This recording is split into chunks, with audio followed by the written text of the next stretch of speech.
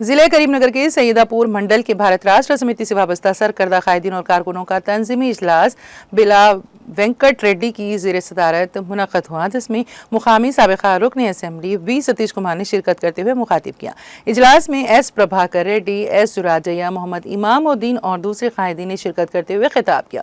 We Satish Kumar ने तंजीमी इजलास को मुखातिब करते हुए पार्टी कायदीन और कारकुनों को आने वाले मुकामी ग्राम पंचायत, मंडल परिषद और जिला परिषद इंतखाबात में मुत्तहदा तौर पर पार्टी उम्मीदवारों की कामयाबी को यकीनी बनाने के लिए जद्दोजहद करने पर जोर दिया।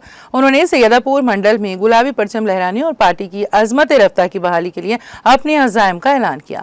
वी सतीश कुमार ने बताया है कि सैयदापुर मंडल तहरीक तेलंगाना के दौरान जद्दोजहद का गढ़ और भारत राष्ट्र समिति का नाकाबिल तस्खीर खिला है। केसीआर हुकूमत के दौरान मंडल में बड़े पैमाने पर तरक्याती काम अंजाम दिए गए, जो पार्टी उम्मीदवारों की कामयाबी के ज़ामिन होंगे। उन्होंने पार्टी कारकुनों को आपस में मुत्तहद रहने और उम्मीदवारों की कामयाबी की जिम्मेदारी उन्हें तफवीज़ करने का मशवरा दिया और तवक्को ज़ाहिर की है कि सईदपुर मंडल में पार्टी माजी से भी ज़्यादा बेहतर मुजाहरे करेगी।